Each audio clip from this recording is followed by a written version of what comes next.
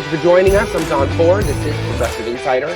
I'm here today with an interview with Joseph Traina out of Georgia. Actually, he's all over the place for campaigns. He likes being called the progressive organizer, but we all know that's him being modest. He does quite a few things all over the country. We're going to get into some of that. But he also has a particularly, let's call it personal story with both his county and state party. And, you know, we all, some of us, not we all, because we definitely not all are familiar enough with this story, but we are familiar enough with these problems. But we also going to talk a little bit about the long-term effect, the damage that this causes to someone when they are a progressive organizer and activist. But we'll get to that. So right now, Joseph, how you doing today? Good. Today's been quite a day in progressive organizing land, for sure. Really? What's been going on today? Tell me about it. Oh, gosh. You know, it's almost like has just kind of intersected. There's just, it's that time. We're gearing up into delegate selection. There's candidates running all over the place. You know, I just hopped off of one campaign. I'm about to go into another one. And there are different personalities and just events that have brought me to today. I'll break some news when we get into my story to give it some context. But yeah, it's just it's a wild time. Something's in the stars and the moon, but it's actually good. I'm liking it. You know, it takes a lot of work, but you get to these points, and organizers like to count a win for sure. Oh yeah, and and that's so important. I kind of talk about in my writing a lot that progressives don't really know how to win sometimes. Right. So yeah. And that was I think I wrote something. What's that like?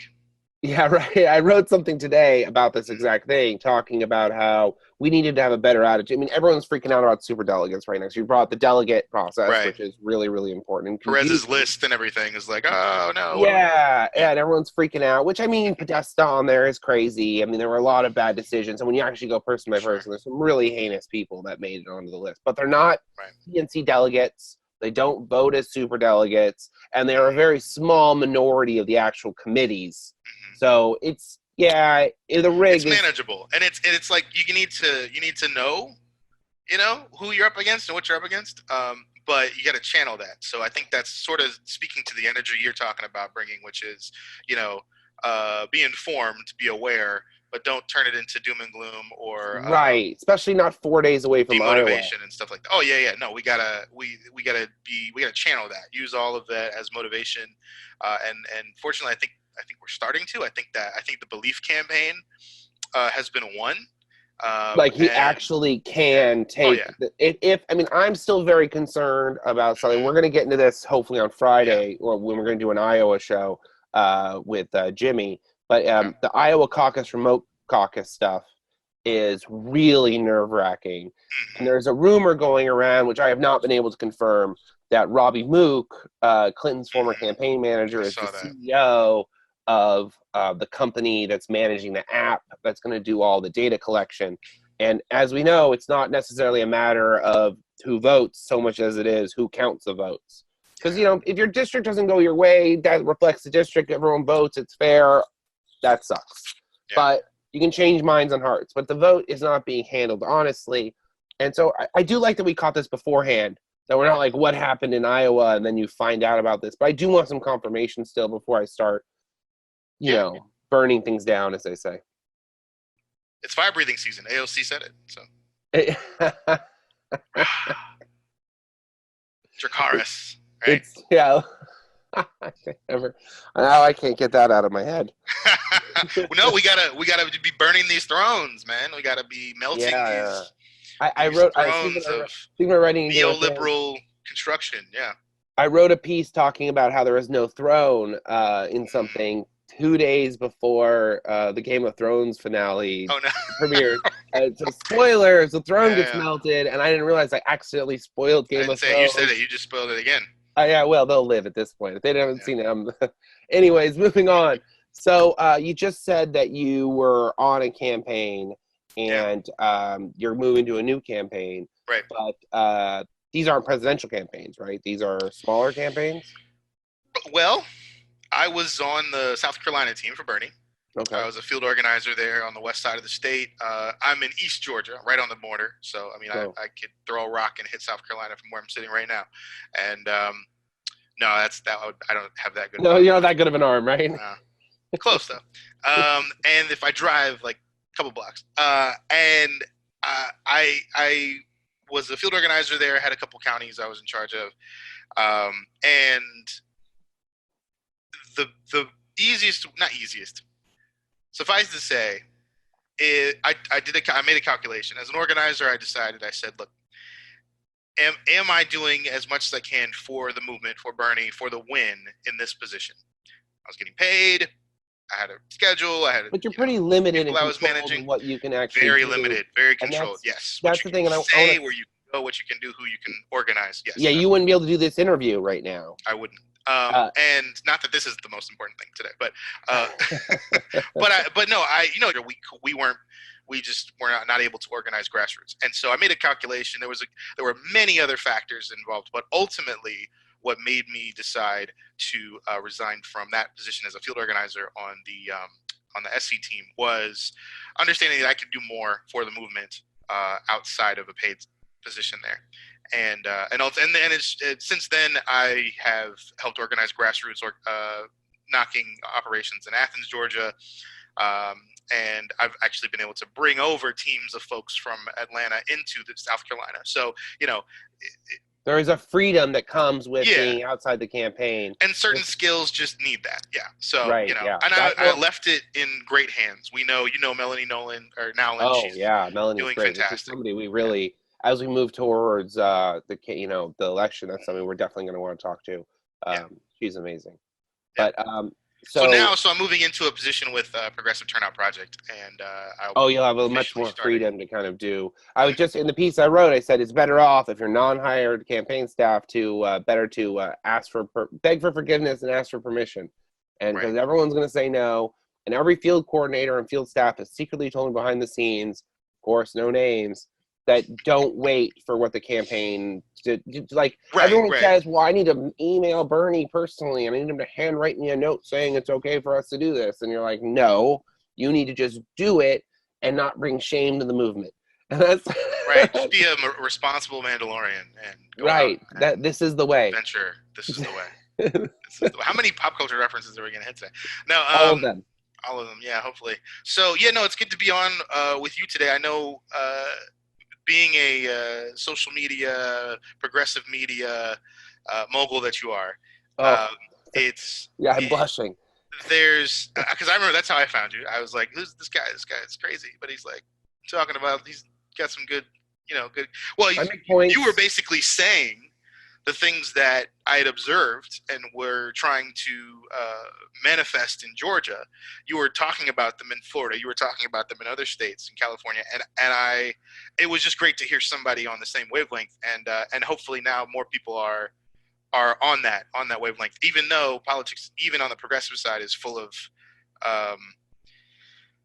it's managing temperaments, it's managing expectations. I mean, we talk about the neoliberal Politico ego. There's just as much, I think, sort of tortured soul on our side that we've got to, build in these relationships and build in coalition. And we got to build a majority. And at the end of the day, and this is why I've been really talking about a couple things. First off, we got to stop eating our own. That Democratic thing extends directly to the progressive movement. Eating your own is ridiculous. We are a reform movement at the end of the day, a revolutionary reform movement. Because it's complicated in a social movement because there's reform but we have to allow people to reform as part of the revolutionary process. So right. So it's really important that we allow that to happen, and we definitely see it more from people who were individuals who were in the party before the Bernie movement, who were also very progressive. So they got swept up in the progressive movement, and they have a tendency to still do some of the dirty neoliberal corporatist tactics, which I think is really important right now to distinguish between, especially as we talk about building a majority, of distinguishing between corporatists, which I haven't planned this in my head, so I'm just going to list them off, but like corporatists, neoliberals, establishment, and how they're all different players. Like you can get the establishment's always going to defend itself. The neoliberals are using austerity practices, and there are actually only a few real people that are qualified as neoliberals. And so it's sort of like, and then corporatists. And then the donor class, yeah. Right. Well, they fall into all those sort of things. It's a whole other asterisk that goes on to what happens. Yeah.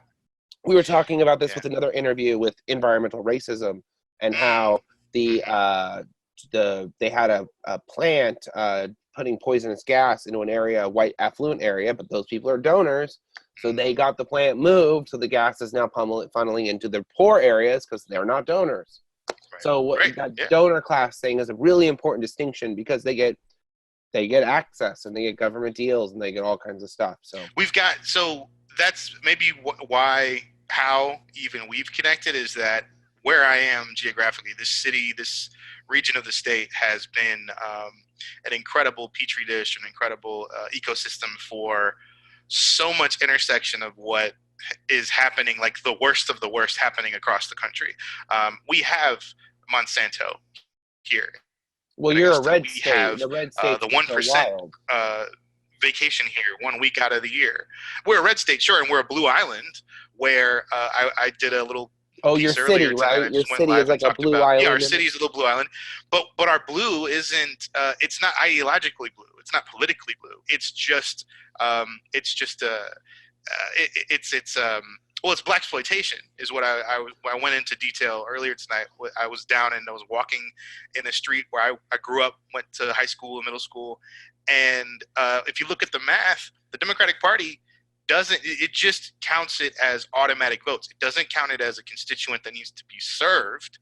It doesn't count it as a platform. Yeah, it's like, what are they going to do? Go with the racists?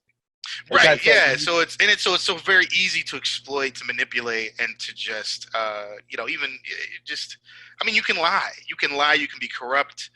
You can pay people off. You can silence people. It's so much easier to do that in an ecosystem where, yes, we're a blue island, but we're still, for the most part, a very conservative region. The big money, the old money, is still very white, still very Republican, still very conservative, and they're actively funneling influence through the Democratic Party here. So it's like we wonder why we can't get anything done, or why progressives keep getting shut out of the process. Which we'll get into all the mechanics. Yeah, we'll get into that in a second. But I worked in Jacksonville, and Jacksonville, like a lot of people, Florida, a lot of people don't realize it's not too far from where you are, and people kind of 4 hours.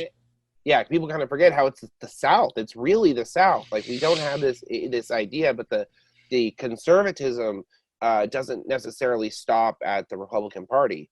The conservatism actually extends into lifestyle choices among all. Oh yeah, we have evangelical Democrats down here easily. Yeah, so people really misunderstand that. Also, I think, and this is a goofy thing, but the Obama election threw off the data in all these places because all these non-voters went out to vote for him and then didn't vote later on. And this is and they didn't necessarily change the election there for him, but it gave the impression that it just confuses people when they go in as a strategist to figure out, well, who's really here and who can actually vote, because the votes are there, but no one's speaking to them. And again, the years of lack of engagement means that when you go to try to engage these communities, if you don't look like them, it's not going to happen.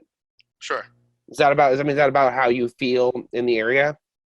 Well, I mean, that's definitely a universal truth. I think what the data here shows, in particular, if I can use an example, in 2016 we had a ghost candidate on the ballot. We had a congressional candidate with no website, no team, no campaign, no media. She was rumored to be a Republican.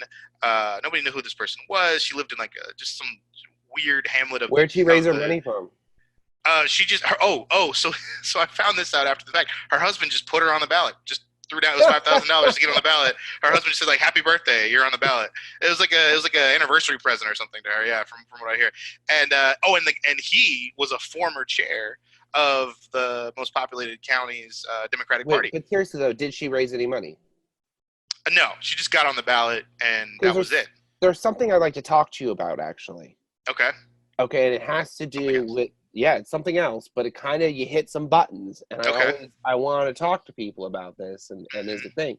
So when I was in Florida working on the Gillen campaign, I have some Republican friends, and I asked them for what's going on, and they explained to me that there are ghosts, like they call them zombie accounts. Yeah. And there are people who ran for Congress or never really run, and they only ran through the primary. And what they do is they raise a bunch of money, but that money doesn't actually get used on a campaign. It gets used to pay for all the counter intel so that the campaigns who are getting the counter intel you don't know they're paying these people out. Yeah, sure. So Why we not? found an account. I'm not going to get into the names and who right now, but we found an account that was given to us. I asked for a name. I said, guys, just give me a name. Just give me a name of one of these candidates. And they gave me a name, and it's a candidate. You can dig, yeah. Yeah, and so we got the FEC filings. Every single dollar raised came from Michigan. And they raised a lot of money. They raised a lot of money in a short amount of time, and the money goes out, comes in, goes out. There's no real campaign. Yeah. And so they use it to pay for the things to hide what they're doing. I think it's something that progressives should be looking into in general, because if the Republicans are doing this, the Democrats are doing this. Oh yeah, it's just an old money trick. It's just all, yeah. I mean, if you can get away with it, people are trying. People are trying to on campaigns and in politics for sure. Are you saying politics draws in people that want power and money? By any means necessary, at any cost, absolutely. And so to finish up the outline here of this ghost candidate and their impact, or the converse being the party's actual delivery on what it does. So that year, she got 38,000 votes. 38,000 votes in the general, right? The county is blue, but the district is red. And of course, we've been gerrymandered, this majority blue county, which is 30% of the district, right, with lots of black people in it, has been drawn into a district so that it's guaranteed to be blue. And she lost by basically 20 points. 2 years later, the party establishment favored a particular candidate. I was running the progressive guys campaign. We lost the primary. They crowded the field on purpose. That's another example where they paid for a guy to get on the ballot. That was the candidate. The candidate's name was Trent Neesmith. Yeah. Trent Neesmith, right. I met with him. I had the opportunity to meet with him. I didn't get an interview, but he had a really exciting campaign. But he had told me that race really largely came down to who was first on the ballot. Oh, yeah. The first, right. They intentionally put this person on he was going to be first on the ballot. So they intentionally put this person who just is because it was alphabetical or something, right? Yeah. I'm glad they did it, honestly, because we got hard data to show that this person that was on the top of the ballot, much like the person in 16, had no real serious campaign, was still going to come out with 5,000 votes. Like, that was just an automatic get. And they were afraid of that, because if our candidate had gotten the automatic get, then he would have won. It would have been enough to get through the primary. Yeah. So, and he almost got a run. He almost had a runoff. It was so funny. The establishment almost had to have a runoff between their preferred candidate and the candidate they intentionally put on the ballot to thwart us. Because he didn't actually run, a serious campaign.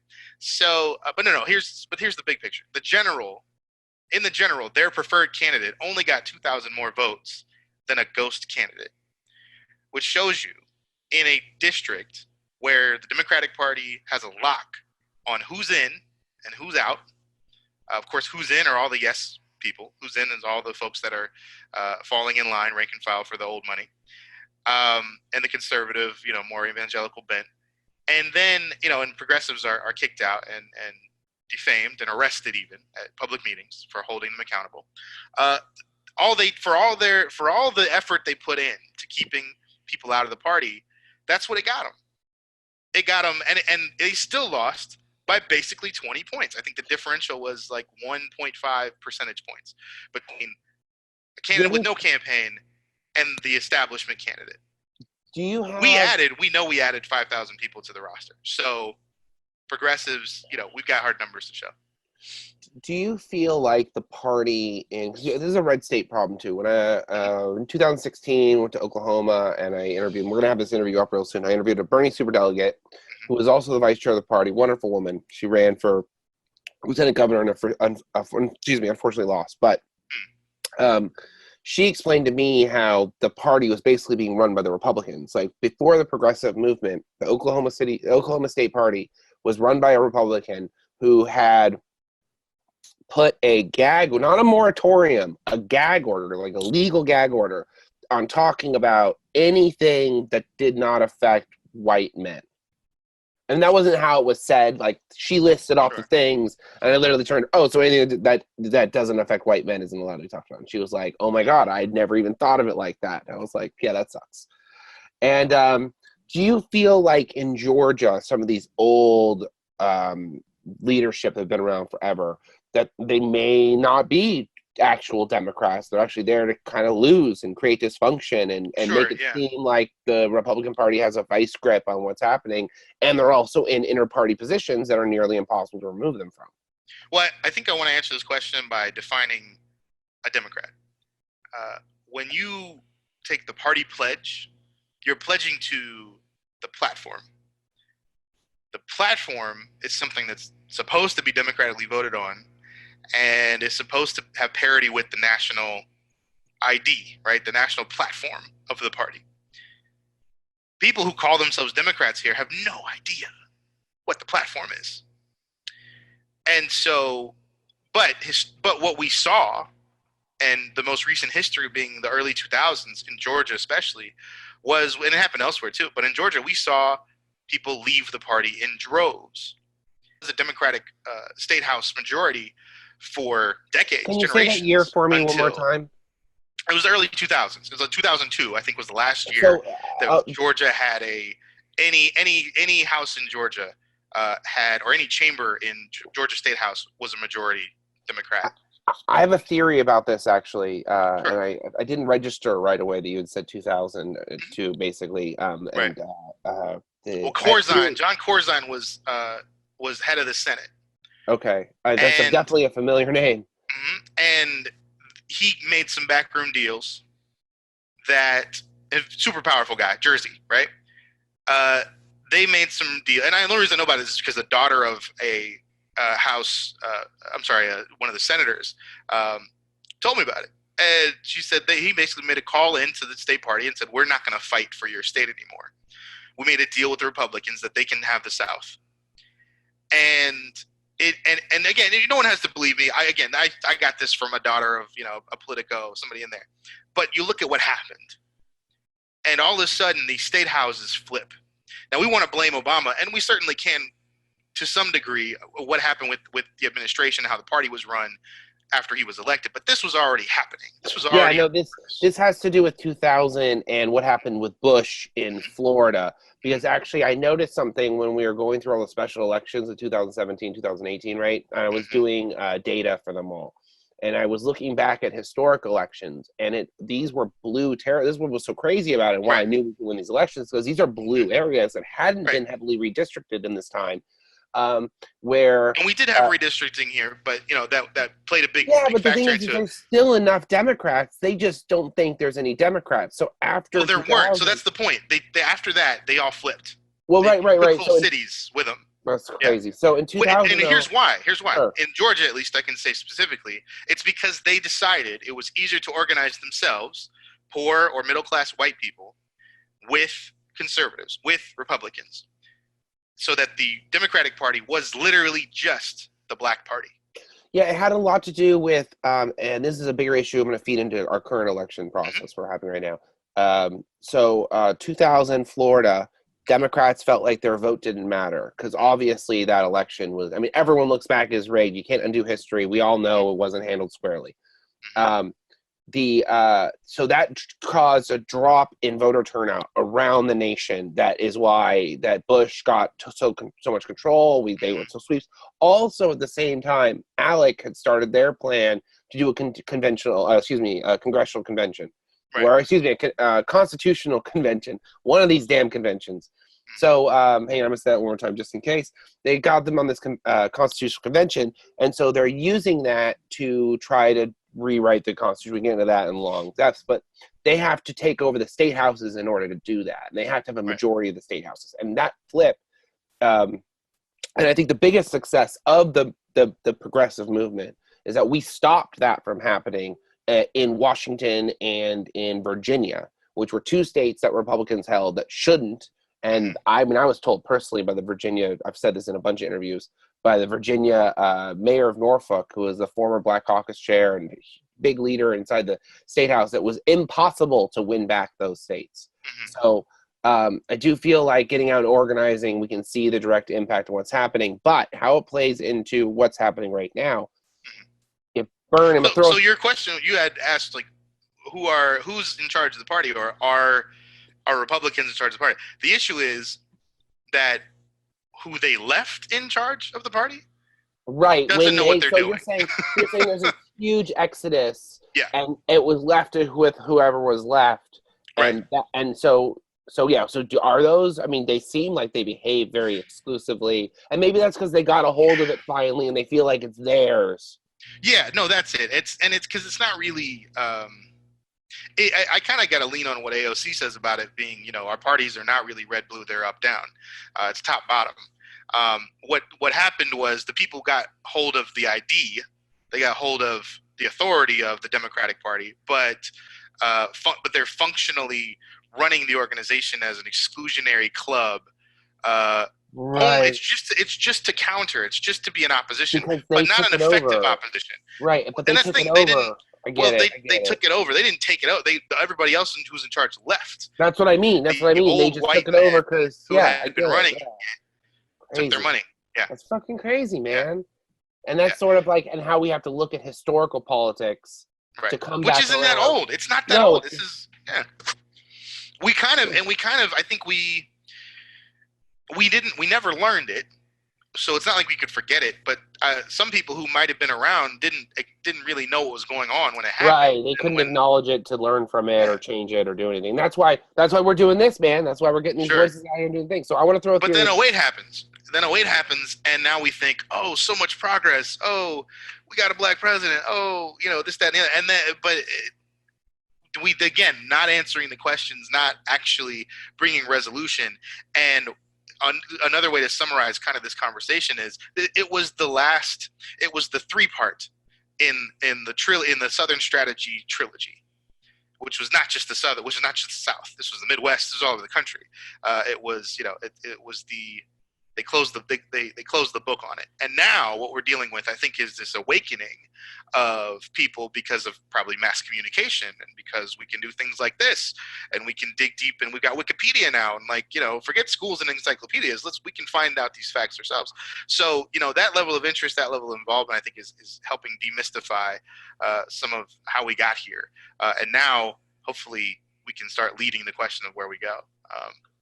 Wow, that'd be great to be in on the decision making on, right? Okay, so I want to get into the story of how we actually met, what actually got us together the first time, but we'll get to that in a second because I really feel like that needs to be told one more time. Okay. But I want to throw a theory by you. I got this like panicked fear. So we're talking about Florida, right? We're talking about Florida elections and strategy. So there's a really good chance, like you said earlier, that Bernie could be taking this nomination. Yeah. Even with all the things they're trying to do and all this stuff, the 15% rule is actually really coming out to being a determinant factor, and no one anticipated except maybe someone. Point is, well, wait, we're not here to toot my horn though. Point is that we inevitably come to the general election in Florida, right? Because I'm confident we can pull maybe a Pennsylvania, Michigan. Wisconsin, maybe it's going to be tough. Pennsylvania, Wisconsin are going to be tough, but Florida kind of ties it all together. We might take a red state too with Bernie. You never know. Yeah, we're going to surprise some folks. Yeah, but Florida. This is my one F-bomb for the show's a fuck show, and so I was talking to a friend from Florida, and he's one of the top fundraisers in the whole state, and he's a good guy though. He's like on the party level, county party level. And he tells me, he goes, the whole thing is a mess. Florida is a mess right now. And it's all coming down to South Florida. And I'm like, oh, great. And so when I worked on Gilham's campaign, it came down to if he wanted to win South Florida, he had to come down and make good with the Jewish community down there. And in order to do that, he had to do events with Debbie Wasserman Schultz. And I don't know if you remember that. I remember all that. Yeah. Oh, yeah. And so people kind of melted down. Oh, yeah. And I will say that if progressives everyone's responsible for their part to play, and attrition is always the progressives' fault. I think we jumped off a bridge there, and it really, because you only lost by 25,000 votes in an 8 million vote cast election.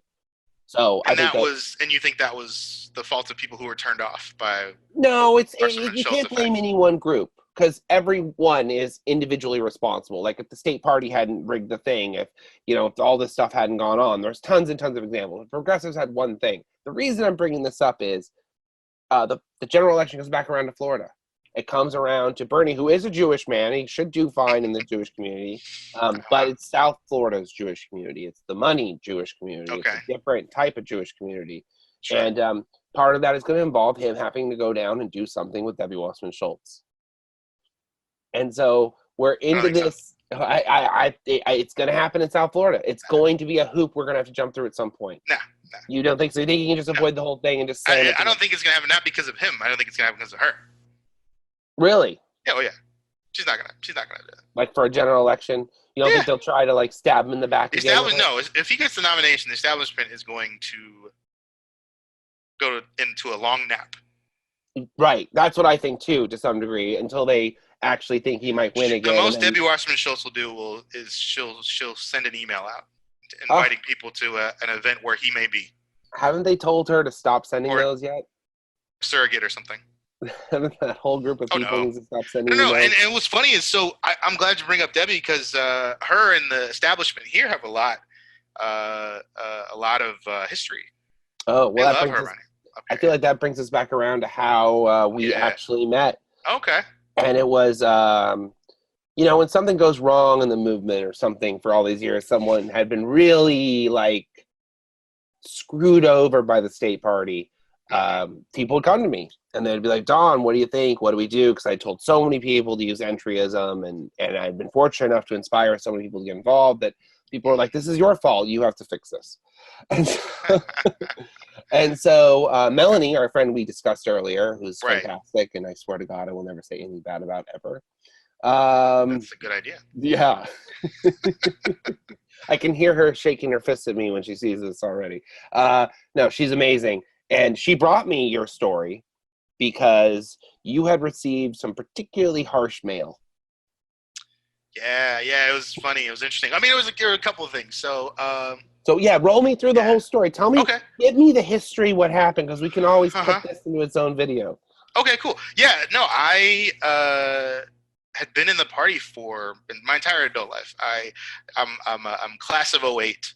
I got involved knocking doors for Obama. I had actually, so full disclosure, I'd actually knocked doors for Nader in 2000, but I was 14 at the time. So, I don't know if that counts. You didn't know any better. I didn't know. And my mom was green. And what's funny about that, and kind of brings that full circle too, is that Nader's platform in 2000 is what we're running on now. It is. Absolutely. Anyway. A more extreme version of it too, if anything. In some cases, yeah. I mean, back then, you could get away with universal health care. Now, if you're not saying single payer Medicare for all, people give you dirty looks, right? So, and as they should. And so it's great to see the country and the world evolve on these things. But I was growing up in that. I was, what is that Bane says? You just I was forged in darkness. You just wear the darkness. I was forged. So I was, I came up in this, super grungy, hippy dippy, progressive, upbringing. And then 07 happens, and I don't know who I'm gonna vote for, but I can finally vote, so I should start thinking about it. And I happen to be in Chicago, and this is back in spring. People are still shaking their heads trying to figure out who's this funny name guy trying to be president. I go into their office in Chicago and I say, hey, I think I like what I'm seeing and hearing here. They say, have you ever knocked doors? I say, yeah. I leave out the Nader part, and then they said, okay, great, get in the bus, go to Indiana. And I did. I got in the bus. I ended up in Somewheresville, Indiana, started knocking doors. Remember, my first door was at the end of a cul-de-sac, no other houses on the street. Angry older white guy answers the doors, just pissed off that some ambiguous race, large brown person is knocking their door about Barack Hussein Obama. And but that got me going. And then interestingly enough, I just happened to be in Chicago on vacation, seeing family at the time. I get back home in Augusta, Georgia, and they just opened up an office. They just got an office for Obama here. And I go to the county party office. I walk in there, I look on the walls, and I see nothing but Hillary. And I said, that's interesting. And I ask, I was like, hey, this is a primary, right? Like, this isn't a Hillary office, right? This is the county party office, yeah.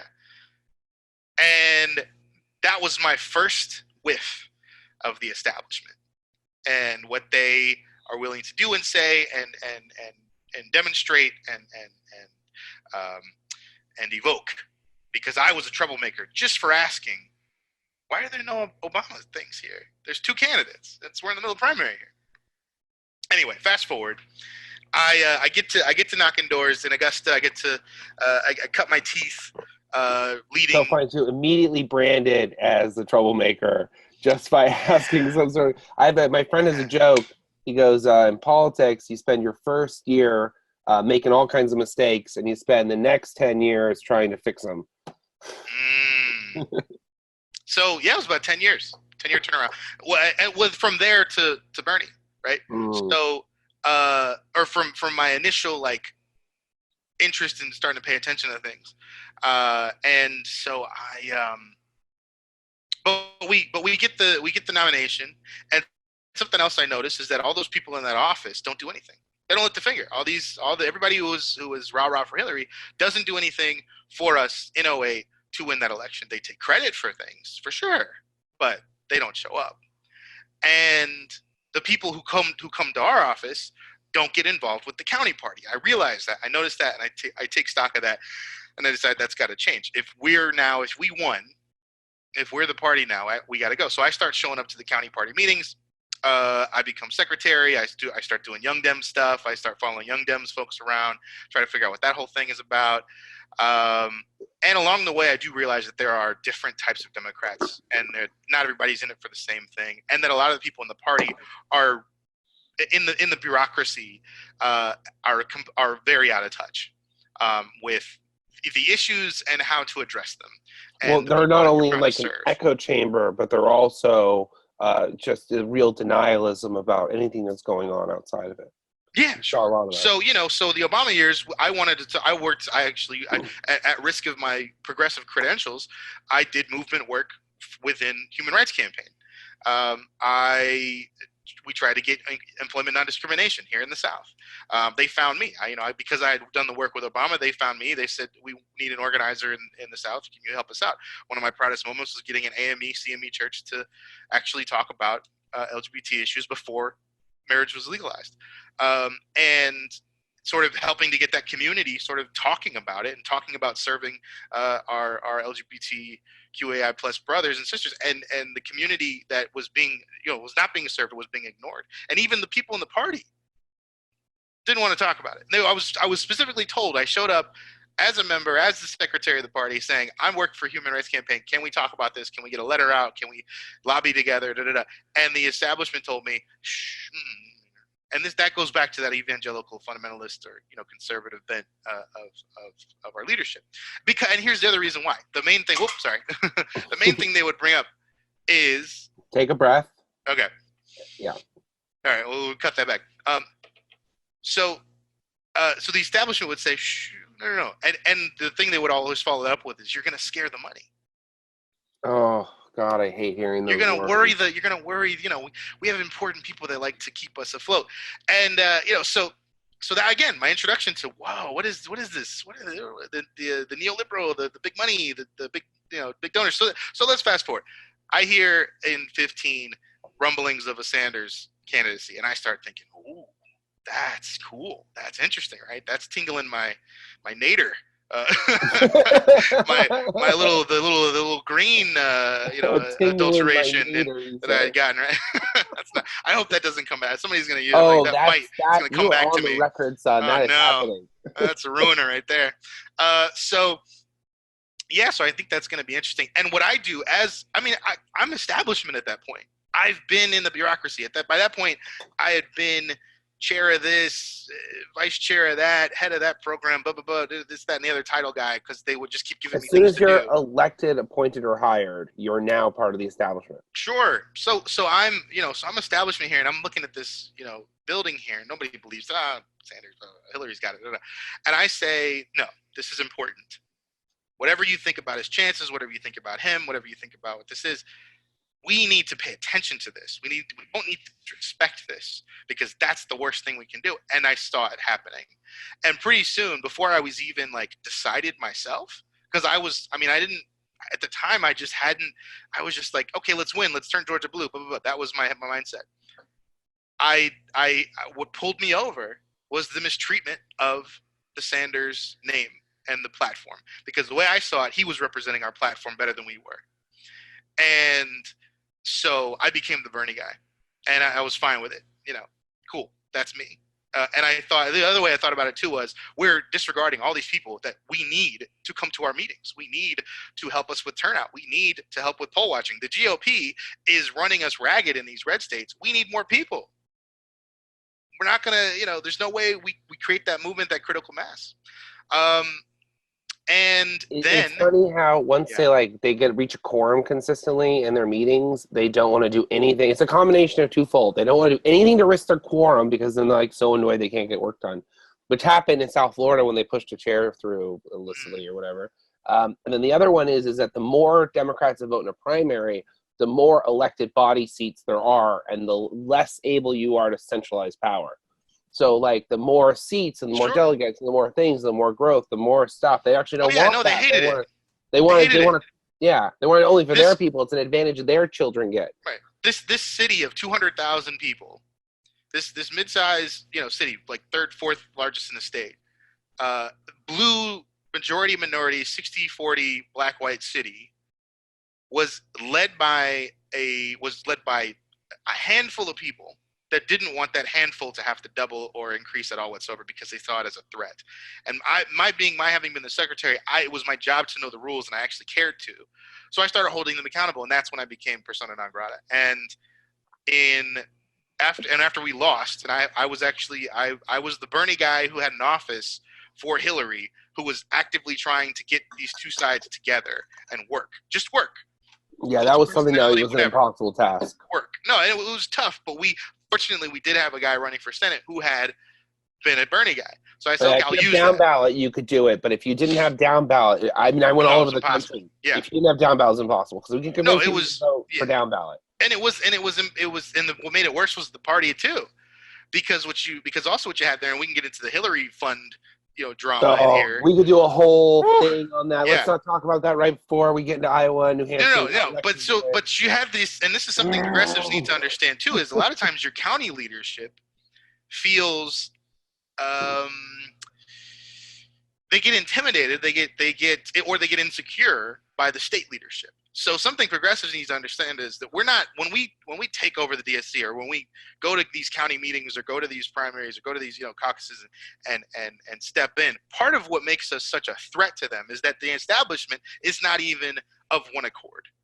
They're also, because they're all these egomaniacal, power hungry people, they are all gunning for the next big podium. So if we actually go in unified, it makes us that much more powerful, that much more of an actual threat to them. And so that's exactly what happened. In 2016, they called it a takeover. I called it the most successful membership drive the Democratic Party in Georgia had ever seen. Started to commence. And so, but in the process, because I knew the rules, I came in prepared or with enough, I came in with the big guns or the big stick or what have you. So every time I saw them misbehave or try and, dismiss people, I would call a point of order and say, look, guys, the bylaw says you got to give them this, or you got to do that, or you got to. They got real sick of that real quick. Oh yeah. So they start breaking the rules, and then they start breaking the law. So here's where we've caught up now. We had exposed, after they had already blanket denied applications, after they kept hiding the membership list from us, after they kept denying that there were vacancies for us to fill in the committee. Finally, we expose, and we get validation from the state party that they have never held a legitimate membership election. Never? Never. And because they're not following the process outlined in the rules, so it's not legitimate. Right. They're not doing like call point of order or call the thing or a proper vote. Right. They're all of their membership elections had been dictated from the chair at the time, who was just whoever the most authoritarian voice in the room was, saying, "You guys are all members. I like you. We're voting on it. Yay." That's not an election. Right. And they do like a group. They do like a group thing where they say, "Do we?" Okay, so this is a thing that they do. Actually, I've heard of this across a lot of parties, and we'll get back to your story in one second. They did this in Florida. Remember, I mentioned that illicit chair race in Florida. He was actually removed because he's trying to be a total creep. But what they did to get him through is they certified a giant stack of voting members on the night he was being voted on, and it was something they normally do. Sure, but normally is, if you look at the bylaws, is not normal. Exactly. So he held this up and he said, "Well, no, this is the phrase that everyone needs to be afraid of, is that I vote to suspend the rules." Right. Because this is the problem with using Robert's Rules of Order. Sure, yeah. Is that there's a rule in there that you can just swipe the rules away, and as long as you have quorum, you can just do whatever you want.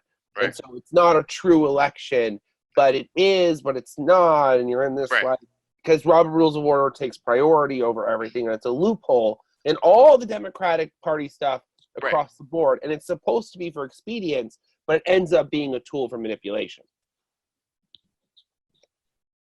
Yeah, because in the same vein, this is a culture of unaccountability. This is a culture of these relationships, these ties have been made before the meeting happens, so that when you suspend the rules, there are people who know what's going on and there are people who don't know what's going on, and as long as you have the majority or you have enough people in there who aren't going to question the most authoritarian voices in the room, then you're good to go. And that's what happens. They stack these committees full of people who aren't going to question them, who don't even care what the rules are, who don't look at the bylaws and figure it out. And that's why us knowing the rules is that much more important. And that's our power. We all know what the rules are. We understand and we know how to organize ourselves. Then we're unstoppable. That's what makes us more of us. That's why they had to. Yeah, that's why when there became more of us on the committee, or they were about to be anyway.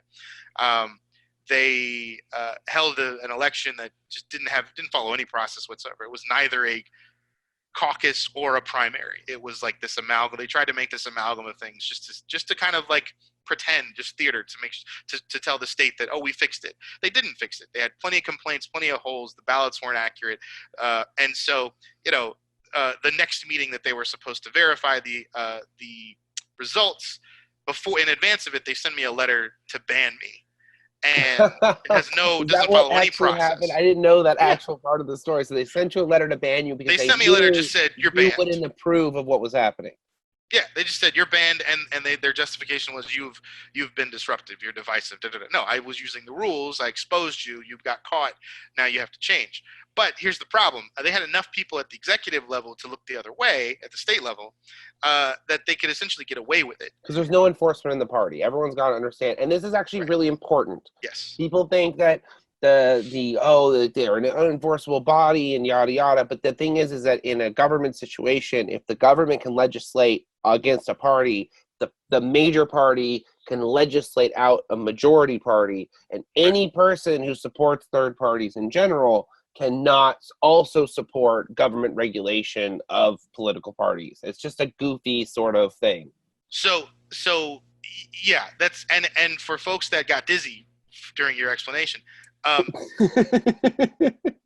it's to say the only judiciary, the only accountability comes from a critical mass of voters, of people who can vote. If you don't go to the meeting, you can't vote.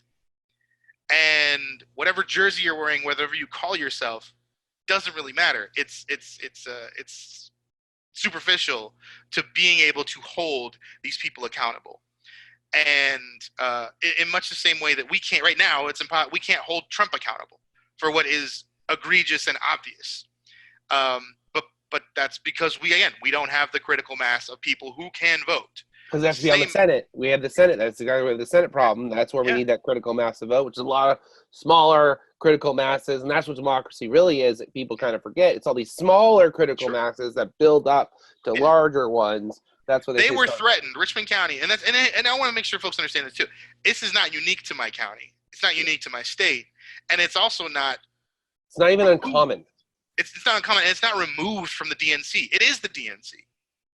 It is, the best way for us to fight the DNC is at our county level, because the county is who informs the state, and the state is who gives the DNC their power. It's the Democratic National Committee. It's literally just a collection of people from the states across the nation. Who impacts the state leadership? The counties. So they were threatened by 15 of us. 15 of us. That was it. It was just 15 progressives, diverse, young. Not all of us were young, but if we identified as people who wanted to improve, hold people accountable, and be successful at actually turning things blue and beating the GOP, we showed up and we became a threat to them. But it was it. That was just 15 people. You could do that in any county USA. And so they send me up, but here's where they took it too far, and where now it's still an issue. They send me a letter to ban me. They don't have any evidence. They don't have any, it's full of typos, and it's just ridiculous. But they send this to me after someone at the state executive level has already leaked to the media that they're going to do this to me. And the media asks me what's going on. I say, I don't know. You got to ask them about it. And so, but they send me this letter right before the next meeting, which happens to be Valentine's Day. How romantic. Yeah. Well, and no, it gets better. So this part, it's trickier because I can't prove who sent them. But at the same time that I received the letter, which I received I received 3 of them. I received it certified. I received it in certified manila. I received it not certified. So they really wanted to make sure I got this freaking letter. But at the same time, and I happened to be on the phone with Melanie. We mentioned her before. I got a bag. I haven't ordered anything in a bag like this big, right? And the mail person said, gives me this. I'm looking at it like, what is this? Doesn't give me information about who it's from. It's kind of a funny, composite here. So I snip a corner. I look inside. It's gummy dicks. It's 2 little bags of gummy dicks and glitter, right? So good thing I snapped it on the side. I peeked inside. I take some pictures of this. I send it to Melanie. She sends it to other people. And then it gets shared all over, Sanders' social. I may have had something to do with that. And yeah, so then I get a call, or somehow or other, you and I get a call in about what's going on. We catch up, and I then just to kind of just run this track all the way to the president. I go to court. I win the trespassing case. Right, because you forgot to mention they arrested you or because you showed up at this meeting and with the letter. The letter and arrested you for trespassing because you were told you were not allowed in their private meeting as a standing officer, not just a member, an officer, right? Sure. The rules I was a post seat holder. Yeah, I was a member. Okay. I could vote. Yeah. Okay. And then they had you arrested and filed charges against you. Right. So, which is crazy, trespassing charges. And so we win pretty easily. I mean, we get it continued at first, but I had some really crafty young lawyers that believed in the case and saw it as sort of a First Amendment thing, which it could be. If I had $20,000, I could sue the state party at this point for that. I don't have money, and that's a confrontation that I know how that would play out, right? So you'd be called a Republican and smeared more relentlessly, and not what you want in the first place, right? Yeah, no, I just so I kind of have more fun just drawing this out because they could fix this. They could drop the case is still technically active. They never dropped it. We functionally beat it when we filed a special demurrer, which meant they had to prove 2 things: who's suing me and why, under what authority. Is it the party? Is it an executive? Who is it? And we recorded everything. We had been recording the meetings, but we definitely recorded this, and they didn't want to own it. Now, the person who's the current chair was the Young Dems chair at the time. He could drop this. He won't. State leadership, we found out later, had sent emails basically instructing them that if they did, they'd cover for them. And then they closed ranks at their next state executive elections. So this is where, it's hard to tell the story and for people not to get completely deflated. But along the way, we kept learning how this all works. And we kept learning that it really only takes a handful of people to change all of it. And that's why they're so afraid of us. Because if Bernie's movement, if the political revolution motivates a handful of people everywhere, they're gone. They're irrelevant. They don't matter anymore. And the face and the tenor of the party changes immediately. And their money may go with them, but who cares? People don't really realize. Well, first off, the money doesn't go with them because the money still sticks around because those people still want to give money to those things, and that's really what they're afraid of. There is a lot of embezzlement also going on. We've seen that across a couple of state parties. No, there's nepotism. There's this and that. Yeah, the treasurers won't let go of the books even after they lose because there's like criminal offenses. I just found out about it. Right, exactly. Just found out about a county chair who had some money missing. They just did an audit, and then he got an attorney to basically rebalance the books in his favor to get him out of time and fines and stuff. Right, yeah. There's a lot of super, super shady things going on, but it doesn't change the fact that these I really want to call them the current establishment, which is a combination of corporatists and neoliberals, have shrunk the party down for convenience in the same way they sway the rules when it's time. Sure. Which brings me to, so Nikema Williams is the current state party chair. Sure. She's on the list of people that Tom Perez just nominated. She's the vice chair, one of the vice chairs of the platform committee. Now, why platform committee? Why any committee? This is reward. This is fealty. This is the committee proof, and this is justification. The committee appointments are pretty weird. I'd really like to do a thing to like go through them more thoroughly with someone because I mean I like doing this stuff, but it's a little, you start saying people's names and they're corruption and it kind of gets a little weird. Well, I think the issue with platforms in particular is in 2016 what happened with platforms. Oh, I was there. And they didn't do this level of gamesmanship of stacking. No, that's because they had it so locked up. There was no way for them to lose. Sure. So they could just hammer through whatever they wanted. So they gave the appearance of balance, but they always kept a majority stake in everything. Right. The only thing they broke had rank other on was marijuana legalization, and they only broke rank after the fact. And how that even passed was like a goofy loophole because there was a thing, if something doesn't pass a certain way, it can come back and get used again, and they all came together. And I always said that those like 7 or 8 people that were on the platform that broke rank was where we needed to start our convention strategy on, because the things that I noticed is really weird about the committees is that it doesn't feel like people are on their normal committees. Like the people that are on rules and bylaws are on platform, and it's sort of people are in weird places. Now you're saying this person is on the rules and bylaws or platform? Platform. So I take the 2016 example because in 2016, what were we successful at? Without even, like you said, without even really putting that organization together, we changed fundamentally the party platform into what is now the most progressive platform in its history. And at the time, like you said, they had already worked out the mechanics of their expectation to win. And so they didn't lock up all that the same way. This time, they've locked all that up. I think that's because there is a way for Bernie to win. Right. No, but and that's the thing. It's different. Yeah. No, of course. So, but what they can lock up, they've chosen to lock up this way in particular, because they want to make sure that doesn't happen again. and so Nikema is one major example of someone who has an obvious history of looking out for herself, of looking out for a certain brand of the party, and keeping progressives out. So whether it's intentional or not, the reward is advancement and legitimacy in the eyes of the party, and in her own, in her own sort of bubble of the party, in the face of progressives who tried to get in at the county level.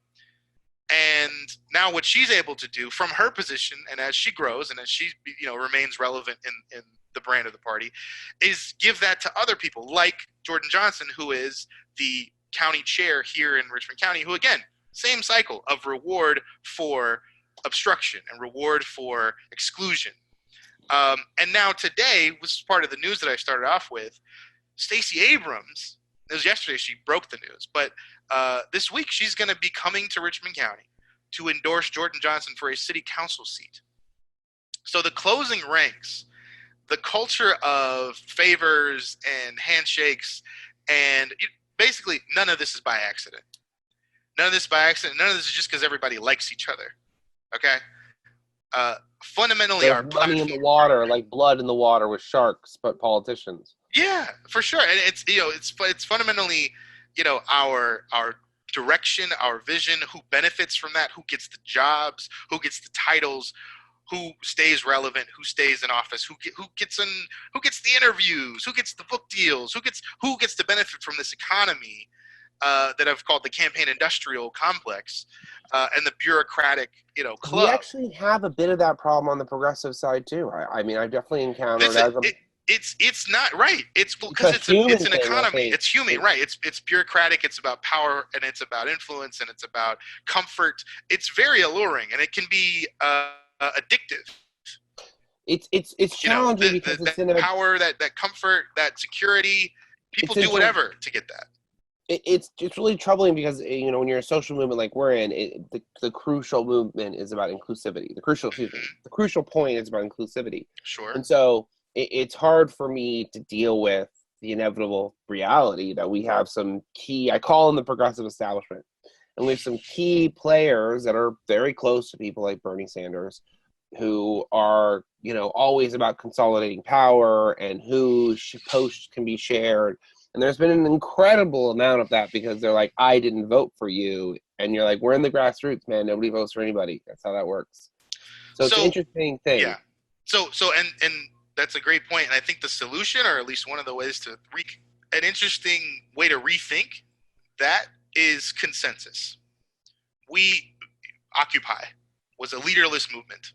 If anything got done, it was because people came together, they talked it out, they hashed it out, and they collectively moved on something. And if you didn't want to move on, it was volunteer. You didn't have to. In the movement, I think I've had much more luck, and I've built stronger coalitions through consensus. No titles, no executives, no I'm the decision maker, you're not.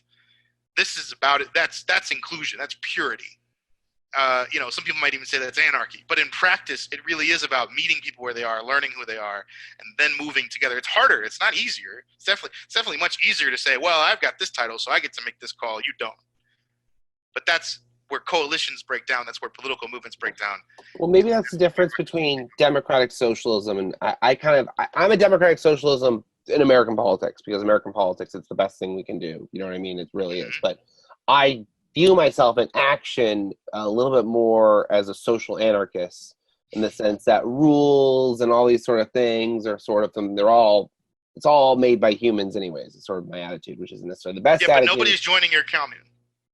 Oh, thank God. I actually got accused of running a cult at one point. Just tell them, look, nobody's here. It was my 20s. There were people there. We had a whole movement. Oh, really? Oh, well, hey. Yeah, I had a whole social movement in my 20s. It was called Venice Art Movement United, called VAMU. And so it was like a whole thing in Venice Beach, California, with like artists, and we had tons of people. So where are they now? They're around. Some of them are on Facebook. Some of them are, it's still a couple people I'm still engaged with, I still speak to. You have to keep a couple people around to tell your stories, or no one believes you. Just enough to validate everything. Just be like, hey, remember that time? Totally. Can you talk to this person real fast? I'm not yucking your yum, man. I just love the philosophical discussion about kind of modeling, things. We got to do it. That's the thing. Like, for me as an organizer, I want to see it. I want to do it. I want to feel it. I want to test it. I want to drive it. And I think we're all a part of that right now. I think that's the discussion we're having, and I'm excited by it. In the meantime, we got to tear down some of these establishments. We got to burn some shit down. I'll just be straight up. Like, when I say burn it down, I mean, we should probably get away from the arson-related titles. Burn it down is actually build it up, because all these things absolutely. Rebuild it, reform it, right? Yeah, because when it comes down to the party, it's been burnt down by corrupt parasites.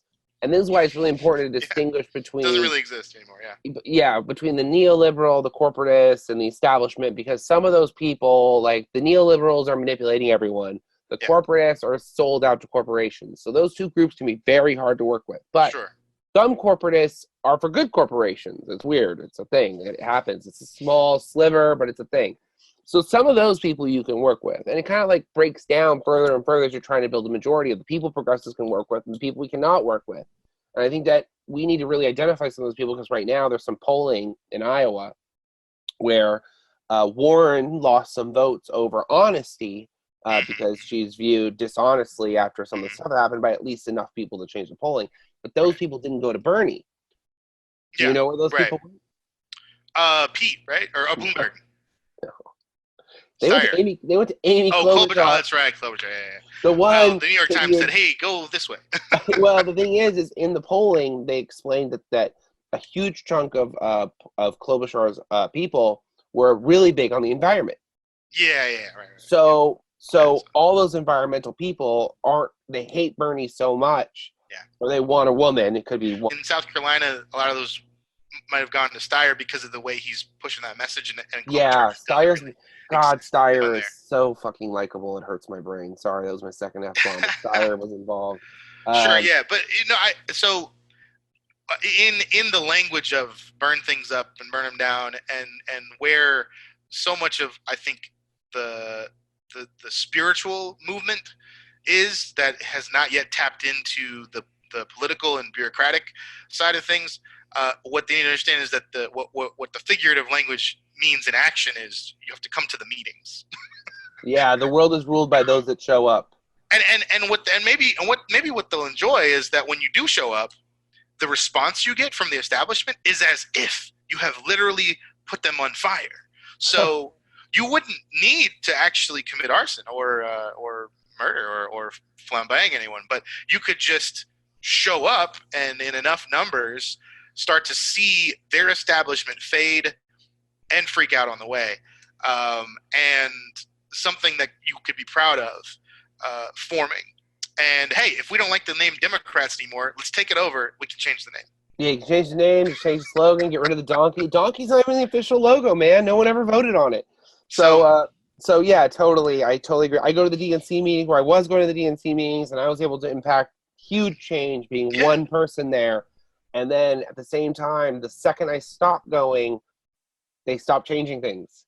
And so it's really true the impact that one person can have. So you never want to discount yourself. So we do need to wrap this up. I do need to talk about one thing that Carrie is going to ask me about. She actually texted me to make sure I ask you. Yeah, this is just part one. No, yeah, right. No, is that no? It actually kind of really is. You had said in your thing that there was a connection to Debbie Wasserman Schultz and the people, the folks that are leading the party in Georgia. Yeah. Could you give me a few seconds on that? Well, in Richmond County, I was specifically speaking to. Well, yeah, no, absolutely. When Debbie was in charge of the party, she was very deliberate about, and it's interesting. The same things we're talking about, the establishment knows. They just do them to benefit themselves, whereas we should be doing them to benefit our issues, our causes, our people, our communities. Debbie, when she was head of the party, basically as a precursor to Clinton, in service to Clinton, in service to what would become Clinton 16, she was shaking the hands, building those connections, making sure that the old money and the white money or the money that was going to run things in this state. Her money got pretty brown there in the end, I'll be honest, in the international money she was taking in. Oh yeah, no, for sure. Yeah, she was key to. No, absolutely. It was, I mean, I think it's majority white. I think it's still. Oh yeah, well, I think it still is. But I think the reason that's why the reason it sparks is because I live in a majority minority county. Right. That up until very recently was led by white male IDs. That's crazy. Yeah, and now everyone since has built a shrine to him. There's literally a shrine to literally a shrine, like a physical. They literally built. There's like a desk. It's got glass encased particles. It's built to Lowell Greenbaum, who was the person who was the chair for me when I was secretary, who I called out and said, "Hey, guy, you haven't held any legitimate elections." Oh, I bet that you are thrilled to walk by that thing. Well, that office. This is a funny story about that office too. Basically, when they came after me, the union folks that I had worked with and even the guy that rented them the space ended their lease. So they don't want part of that. So now the new place that they're in is where they've done that. And what I found out today was that apparently the state had passed a resolution to reinstate me. Which why would I want to join a charter that shouldn't exist? But the current chair, Jordan Johnson, who built that shrine to the previous white guy, was supposed to reinstate me months ago. So that's the news I found out today. But Wasserman Schultz was the model. She was Right, so the relationship. She was the person who had the money, who also would look the other way, who yeah. also would say, if you're doing this and it's in service to me, which is in service to Clinton, then we're all hunky dory. And she was modeling. Or cutting The out. Wasserman Schultz brand is still peppering. Say that again. Oh, we were cutting out. Yeah, the Wasserman Schultz is still peppering politics or policies all over the country still, because she was the national chair, and we do kind of forget that. And we had Carrie on a little bit ago on our podcast, and she was talking about how everyone is copying Madigan in Illinois. He is where the testing ground for inter-party, I want to use the word dominance or domineering, maybe, you know what I mean? Like, he's like how they manipulate and force it in this model. And Debbie picked it up and then went all over the country with it because it's machine. Yeah, the machine politics is what we're seeing here now. Right. Kima getting that advancement into the platforms committee. It's important to call it that. Actually, we don't really call it that. It's because we refer to Chicago machine politics, and Illinois and all that sort of stuff going on. Yeah. And they picked the Democratic Party. And the reason the Democratic Party is so messed up right now is because they picked up and ran with machine politics after Obama won, because Obama beat Hillary and it was a big upset. Right. And so that is what they're trying to prevent now. And now, because of the superdelegate reform, they're not able to change. So, do you remember when we were doing the superdelegate reform and I flipped out over the footnote, eligibility being in the footnote? I don't know if we were really engaged then, but I ended up flipping out over it during the process, and everyone was like, "You're overreacting." And so finally, we got them, while the meeting was still going on, to fold the eligibility back into the rule. But now everyone's freaked out because they're like, well, they could just strike the eligibility. And you're like, yeah, they could have before we folded it back into the only rule about eligibility. Good luck with that. And so it's just interesting how you have to navigate and tell these little details and get involved with the process while it's happening. You can't wait for there's too much of, I think the Avengers did it really well. I'm going to get sued by Disney for saying that, but we're not the Revengers. We're the Avengers. We do our best work after the fact, and that has to change. Because progressives cannot be doing. We're not the pre-Vengers, but that's what we got to start being. We got to be the pre-Vengers, not the Avengers. And we got to get out there and be proactive about engaging in the story while the story is happening. Get out there, be gonzo. Well, no one else is going to. That's the thing. That's what I found out. That's what I realized. That's what it's been proven time and time again. No one else is going to do it for us. Nobody else. And all my Facebook connections, all the Bernie fans, all the rah-rah energy has to turn into party reform, and that's honestly where we messed up with Obama. We could have held Obama accountable. We could have held the administration accountable. He famously organized outside of the party, and the organization out of the party basically killed the party, and that's why we lost. It's ironic that in a party takeover, he never really was trying to take over the party. He was just trying to be president, and it brings a lot of questions about all kinds of complex stuff. We're not going to open that can of worms right now. But we're seeing the repercussions of this damage because we got the 1-2. We got the one of Obama coming in. He had the machine that was kind of sort of centrist but worked but didn't. Obama comes in with change. He has an outside the party organization which strikes it down. Then the machine comes in, pushes everyone that's Obama out. And maybe that's what the machine was really meant to do. It was because in Iowa, very famously, when Obama showed up to get his delegates, or Obama people showed up to get the delegates, they didn't stay to vote on inter-party positions. They just left. They up and left. And that probably happened around the country. Oh, yeah. So this machine gets brought in. Even went. Yeah, exactly. So the machine gets brought in to keep them out once they've realized their mistake. And when they had that moment that they could have taken over, they missed it. And so it's the same thing in the Bernie-crats in 2016. We had a moment where that if we had all came together, would taken all that rage and all that anger and all that frustration and put it into the party reorganizations, we might have won the DNC seats or threatened enough of those people with their elected office, not physically. And real quickly, I want to say this to everyone. If we're going to talk to superdelegates in the next little round a bit, it's going to happen. We're going to be emailing. You have to be polite. You have to be nice. You cannot demand. You will just alienate and push them over the other side. We saw it in 2016 so much. I went and talked to those people at the convention. They were not happy about how they were treated. And the superdelegate reform, just wrap this up, superdelegate reform, we had people be super, super polite, and we got that through. Yeah, sure. Well, and whatever your tenor, you can't just put it all on that event. Like, you've got to move on to the next. What's the next goalpost? What's the next the next battle, the next game? Where are the rest of us? Because what did happen over time, and I think there was a lot of trauma, and the delegates themselves, Bernie delegates themselves, I've seen so many turn off just completely. I think for those of us who kept working, we found them, and we have been found by some of them. I definitely think there's a big community, a vast network of people who came together and identified with each other, and here we are. So, so we got to wrap this up. We went really, really long. It's a great interview. Thank you so much for being here. But we're gonna do this real fast. So, we hear a lot from people saying the party's too hard, the things are unfair, and you have had the worst. Like, you are a rising star. Oh, is there a prize for that? No, a cookie or no, it's a polished turd. So it's not even golden; it's just shiny. So the point is that people talk about giving up, and you clearly have not given up. You're clearly, if anything, more driven and more amped up, and apparently going to get your designation back. So good luck. Oh yeah, I'm running for city council right now. Oh, you're running for city council? Yeah. Well, that might have been something you could have mentioned before we set up the interview. I had no idea. I had to catch up. I didn't do all that. Oh, now we're in the present. Got it. Yeah. Sorry, your question or your prompt. Yeah. No. So wait, no. We have two things to talk about now.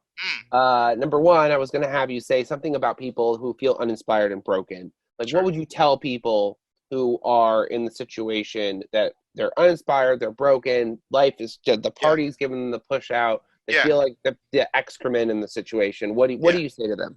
So first off, I understand, I totally validate, I don't want to invalidate where you are. Like, if you feel hopeless and helpless and if there's no point, you're right. But you've also lost and they've won. You also accepted defeat and you're not going forward, and that's what you've decided, and I can't convince you otherwise, and I'm sorry, that's the way it is. But I can't do this alone, and there are many people like me who are not giving up, and we need you.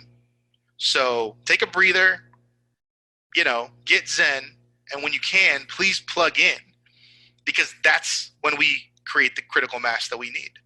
Not going to happen otherwise. And when you plug back in, if you along the way find out that you have talents for this, or you have passion for this, or there are issues that you are willing to give your time in your life to, because that's really what it came down to me was, I can't not fight this. I just don't have the privilege. I don't have and I've deliberately hacked life to enable myself to just live and fight for the things I believe in. The world's on fire. Kids are in cages. My son has type 1 diabetes. I'm not comfortable enough, and I can't stay still and be comfortable in that. If you can be an ally, if you can follow Bernie's example and fight for someone you don't know, get to know me, and let's build this movement, because it's happening. It's happening all over the country. And because I've been through what I've been through, I would hope that it's not all for naught, and so we can use that experience, that the lessons along the way to make it easier for someone like yourself, or someone like the generations of young people coming up now that are going to be that critical mass who should expect better and deserve better from our government. Point is that it really tells you that even in the most terrible situations, humans come together and we learn from it. And I think that that's just what we need to do now with the Democratic Party. We need to learn from these terrible situations where you feel like you're being emotionally killed, but you're not really. Well, and also, I mean, you can make it about yourself. You can make it about others. But we live in this country, and a lot of what the parties are doing, what our party is doing to us, is dictating terms to us that have nothing to do with the Constitution. They want us to stop thinking for ourselves. They want us to stop using our First Amendment. So if you believe in the country, if you believe that America can be better, then this is the front lines. This is where you enter into that. This is where we prove it. This is where we fight for it. All right. On that note, Joseph, I want to thank you so much for being with me today. And you can call him Joe, just so you know, Joe Traina. out in South Carolina fighting the good fight for the progressives all over the country, because let's be honest, the South is a critical place where change must occur. There are so many people of color whose voices are completely being just written off because they're not an important primary state, they're not a thing. We need to hear from these people, we need to hear from these voices, we need to organize them, and that's what he's there doing. So I want to thank you very much for being here with us today. Is there any last words you want to leave everyone with before we go? Find me, friend me. Let's connect. Let's work. Okay. Do you have a Twitter handle or anything? Traina Thoughts on Twitter. And, okay. And Joseph Traina on Facebook.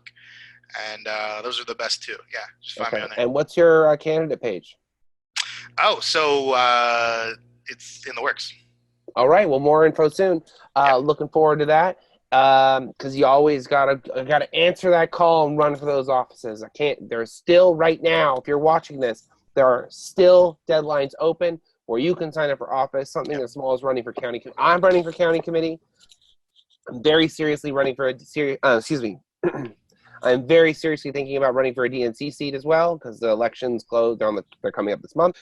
Don't sit back and expect other people to do it for you. Step up like Joe did. I guarantee you're going to have a better time than he did, because his experience really stands out. Yeah, ask me, wherever you're running, if you need help organizing folks. I mean, that's what I do. So before I decided to run, I was just helping with other campaigns. And if you want a precinct strategy, if you want to know what to spend money on, what to raise for, let me know. It's it doesn't do me any good to know it myself. Let's spread the word, get that experience out there. All right, good plug. All right, thank you, Joe, for being with me. And that's us. That's Progressive Insider. We will have a bunch of really great interviews coming up real soon, so stay on us.